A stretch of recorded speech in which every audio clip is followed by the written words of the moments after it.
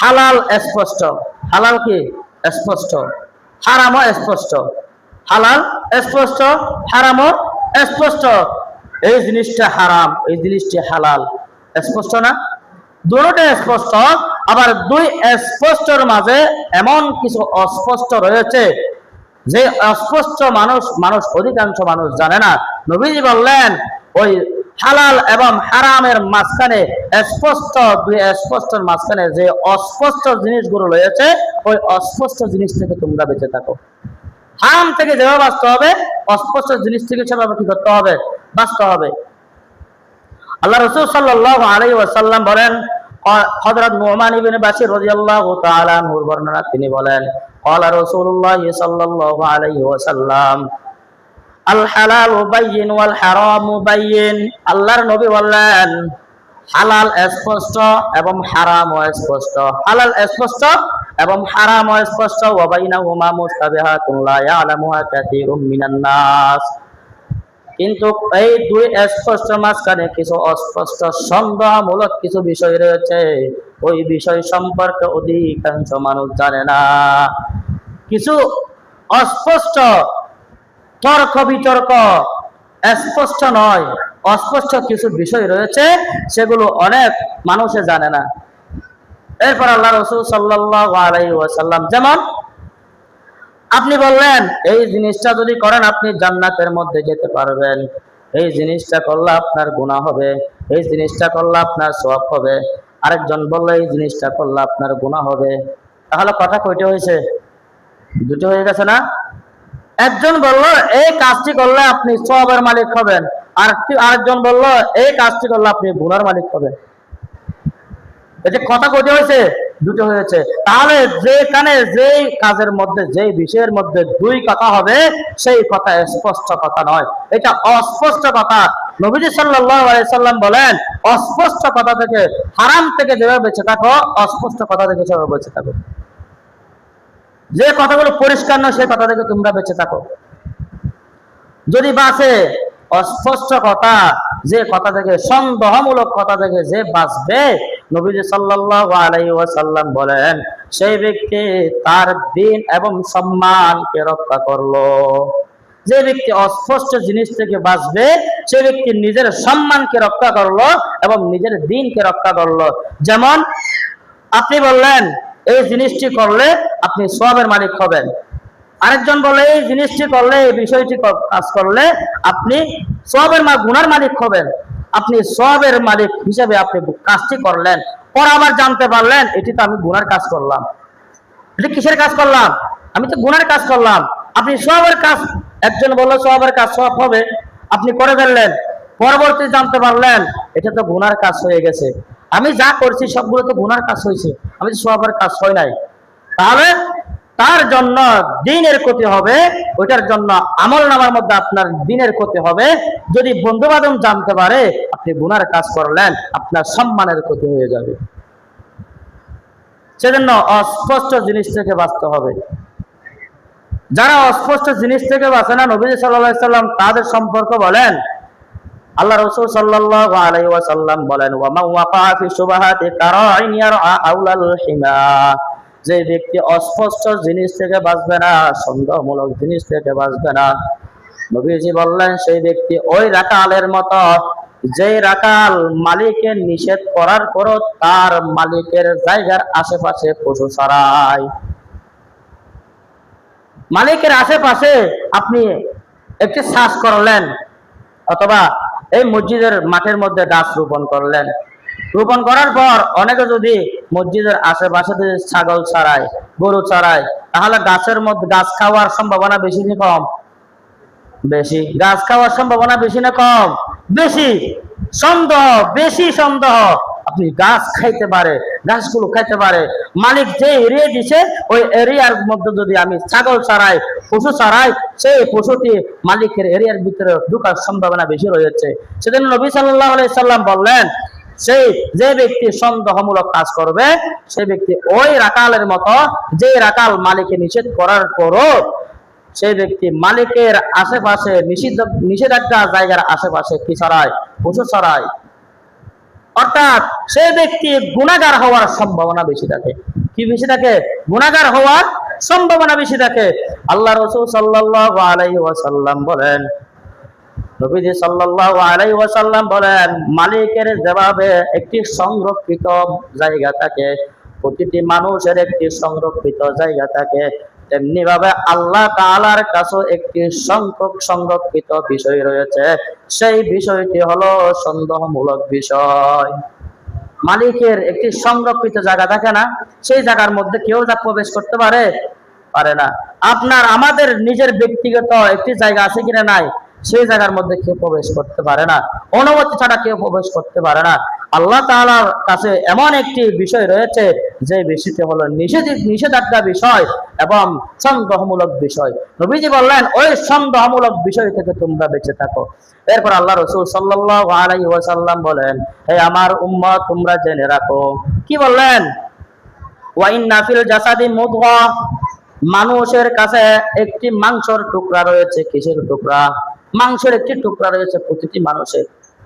ওয়াইদা সালাহাত সালাহাল জাসাদু কুল্লুহু, যে মানুষের মাংসের টুকরাটি ভালো থাকবে তার পরিপূর্ণ শরীর ভালো থাকবে। যে মানুষের ওই মাংসের টুকরাটি ভালো থাকবে তার পরিপূর্ণ শরীর কি থাকবে? ভালো থাকবে। ওয়াইদা ফাসাদাল জাসাদু কুল্লুহু, আর যে ব্যক্তির ওই মাংসের টুকরা নষ্ট হয়ে যাবে তাহলে পরিপূর্ণ শরীর নষ্ট হয়ে যাবে। আল্লাহর নবী বলে দিলেন, আলা ওয়াহিয়াল কলব, সেটি হলো অন্তর। নবীজি বললেন, যার অন্তর ভালো থাকবে তার পরিপূর্ণ আমল ভালো থাকবে, তার পরিপূর্ণ শরীর ভালো থাকবে। যার অন্তর খারাপ হয়ে যাবে, যার অন্তর নষ্ট হয়ে যাবে, তার পরিপূর্ণ দেহটাই নষ্ট হয়ে যাবে। অন্তর নষ্ট হয়ে মানে গুনার কাজ করতে করতে করতে আপনি অন্তরকে নষ্ট করে ফেললেন, তাহলে আপনার শরীর কি জান্নাত এবং জাহান্নামে যাবে? জাহান্নামের মধ্যে যাবে। এজন্য নবীজি বললেন, যার ওই মাংসের টুকরা কলব, অন্তরটি পরিষ্কার থাকবে, পবিত্র থাকবে, ঠিক থাকবে, তার সমস্ত কিছু ঠিক থাকবে। যার অন্তর পরিষ্কার থাকবে না, পবিত্র থাকবে না, তার সব কিছু নষ্ট হয়ে যাবে। অর্থাৎ এই 7টি বিষয়। 1 নাম্বার, আল্লাহ যা কিছু হালাল করেছেন তাই হালাল, যা কিছু হারাম করেছেন তাই হারাম। 2 নাম্বার, আল্লাহর হালালকে হারাম করার মতন অধিকার কাহারও নাই এবং হারামকে হালাল করার মতন অধিকার কাহারও নাই। 3 নাম্বার, নবীজি সাল্লাল্লাহু আলাইহি সাল্লাম আমাদের জন্য যেগুলো হালাল করেছেন সেগুলো আমাদের জন্য হালাল, যেগুলো হারাম বললেন সেগুলো আমাদের জন্য হারাম। 4 নাম্বার, এমন হালাল এবং হারাম থেকে স্পষ্ট জিনিস থেকে মাঝখানে এবার অস্পষ্ট জিনিস, সন্দেহমূলক কিছু বিষয় রয়েছে। নবীজি বললেন, ওই সন্দেহমূলক জিনিস থেকে তোমরা বেঁচে থাকো। অতএব আসলাম, আমরা এখন আসি হালাল হারামের বিষয়গুলোর সামনে রেখে প্রাথমিক কয়েকটি কথা শুনি। আল্লাহ তাআলা এমন একটি হুকুম, যেই হুকুম নবীদেরকে করলেন, রাসূলদেরকে করলেন, আবার একই হুকুম মুমিনদেরকে করলেন। বলেন, এমন একটি হুকুম, যে হুকুম কাদেরকে করলেন? রাসূলদেরকে করলেন। আর এমন একটি হুকুম, একই হুকুম আল্লাহ তাআলা মুমিনদেরকে করলেন। নবীদেরকে কি হুকুম করলেন? আল্লাহ তাআলা বলেন, ইয়া আইয়ুহার রাসূল কুলু মিন তাইয়্যিবাতি ওয়া আমিলু সলিহা। আল্লাহ তাআলা বলেন, হে রাসূলগণ, আপনাদেরকে যে পবিত্র সম্পদ দেওয়া হয়েছে, আপনারা পবিত্র খাদ্য গ্রহণ করুন। আপনারা পবিত্র খান। আপনারা কি খান? পবিত্র খান। আল্লাহ তাআলা নবীদেরকে বললেন, আপনারা পবিত্র খান, পবিত্র খান আহার করুন এবং ওয়া আমিলু সলিহান, বেশি বেশি আমল সালেহ করুন। বেশি বেশি কি করুন? আমল সালেহ করুন। আল্লাহ তাআলার এক আয়াতের মধ্যে ঈমানদারদেরকে বললেন, ইয়া আইয়ুহাল্লাযীনা আমানু কুলু মিন তাইয়্যিবাতি মা রাযাকনাকুম। হে ঈমানদারগণ, আল্লাহ তাআলা তোমাদেরকে যে রিজিক দান করলেন, পবিত্র রিজিক দান করলেন, হালাল রিজিক দান করলেন, যে উত্তম রিজিক দান করলেন, সেই উত্তম হালাল রিজিক থেকে তোমরা আহার করো। তোমরা কি করো? আহার করো। শুধু আহার করার জন্য বলে নাই, আল্লাহ তাআলা বলেন, ওয়াশকুরু লিল্লাহ। আহার করার পর বান্দা যখন আল্লাহর দেওয়া নিয়ামত উপভোগ করলেন, খাইলেন, খাওয়ার সাথে সাথে সর্বপ্রথম আল্লাহর শুকরিয়া আদায় করো। কার শুকরিয়া আদায় করতে হবে? আল্লাহর শুকরিয়া আদায় করতে হবে। এরপর আল্লাহ বলেন, ওয়া ইয়া ফাবুদুন। এবং আল্লাহর তোমরা বেশি বেশি আল্লাহর ইবাদত করতে থাকো, বেশি বেশি আল্লাহর ইবাদত করতে থাকো। আল্লাহ তাআলা আয়াতের মধ্যে তিনটি কথা বললেন। কয়টি কথা বললেন? তিনটি কথা বললেন। এক নাম্বার বললেন, হে ঈমানদারগণ, আল্লাহ তাআলা তোমাদেরকে যে রিজিক দান করলেন হালাল রিজিক, সেই হালাল রিজিক থেকে তোমরা আহার করো। দুই নাম্বার বললেন, হালাল রিজিক খাওয়ার পর আমি আল্লাহর নাশুকরিয়া করিও না, আমি আল্লাহর নাফরমানি করিও না। হালাল রিজিক খাওয়ার সাথে সাথে আমি আল্লাহর শুকরিয়া আদায় করো। বান্দা, তোমার ঘরের মধ্যে চাও থাকবে না, তুমি অনেক বিপদের মধ্যে পড়বে, বিপদের মধ্যে থাকবে, তোমার ঘরের মধ্যে কোনো খাদ্য থাকবে না, আমি অন্য মানুষের মাধ্যমে তোমার ঘরের মধ্যে খাবার পৌঁছে দিব। তুমি সেই খাবার পাওয়ার পর তুমি নাশুকরিয়া করো না, তাদেরকে তাদের নামে বদনামি করিও না, অতএব আল্লাহর কাছে শুকরিয়া করো। আল্লাহ বললেন, বান্দা তোমরা যখন আল্লাহর শুকরিয়া করবা, আমি আল্লাহ তোমাদের নিয়ামতকে বাড়াইয়া দিব, আমি আল্লাহ তোমাদের নিয়ামতকে বাড়াইয়া দিব। আর যদি নাশুকরিয়া করি, শুকরিয়া আদায় না করি, আল্লাহ বলেন আমি তোমাদের থেকে নিয়ামতগুলো চিনিয়ে নিব, কেড়ে নিয়ে নিব নিয়ামত। তোমাদেরকে কি নিয়ামত? তোমরা খাওয়ার পর যে, আমাদের গ্রামের ভাষায় একটা কথা আছে, যে সন খায় সে সন খানা করে। একটা কথা আছে, তোমাকে কি নিয়ামত? তুমি তো খাওয়ার পরে আমায় আল্লাহকে গালিগালাজ করো, তোমাকে কি নিয়ামত? তোমাকে কি দিব?